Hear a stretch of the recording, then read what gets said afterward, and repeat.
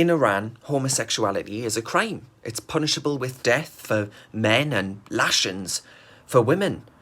But it has some of the most relaxed, liberal, if you want to use that word, policies on gender reassignment and identification in the world. It's second only to Thailand in its number of trans surgeries. Homosexuality is illegal in Iran, and gay people are hanged from cranes in the street in sick public executions. The regime gives gay people basically two choices. You're arrested and tried as a homosexual, which obviously has serious repercussions, or you go through irreversible gender reassignment, sex reassignment surgeries. But we're obviously fine from those sorts of coercive controls in this country, right? Maybe we are medicating gay kids, maybe we're medicating kids with autism, maybe we are medicating traumatised children. And if we are, we're doing bad things to these vulnerable kids. We did have a lot of families and parents who would actively tell us that, oh, I'm so glad at least my child is not gay or lesbian, implying that having a trans outcome would be better for their children. I had a case. There was a lot of trauma in the family. The young person had come out initially as a lesbian and had faced a lot of homophobic bullying, both very subtly within the family and quite openly in school. And suddenly the young person changed their mind and they started identifying as trans. In some of these cases, clinicians thought that it wouldn't be appropriate for them to refer for puberty blockers, but they would be overruled by GIDS director Polly Carmichael, the transcripts suggest. The young person had very clearly told me and my colleague that my mum wants the hormone more than I do.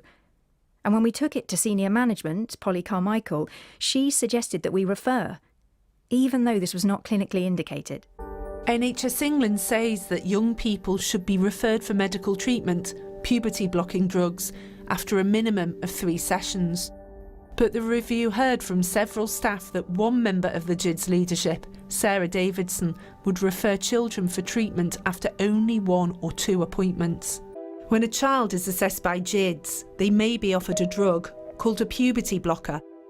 These stop a young person's body developing breasts, periods, facial hair or a deeper voice.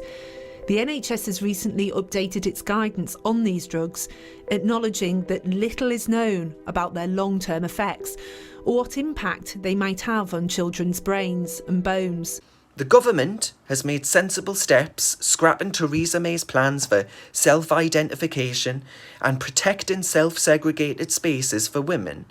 They now need to look in these extreme treatments in which, in some cases, children with homophobic parents, just like those found in the state of Iran, are told that a trans outcome will be much better than a gay outcome.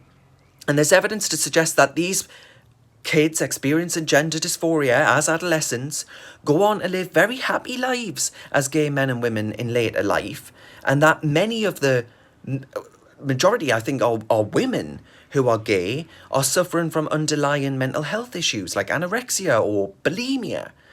But the fact of the matter is that many of these kids need mental health treatment, not irreversible hormone blockers that can impact upon bone development and cognitive capabilities. I think the GIDS clinic ought to be placed under special measures and investigated at the highest level. The Children's Commissioner for England cannot be allowing these practices to go on. It's heartbreaking that this is happening in a liberal democracy like ours.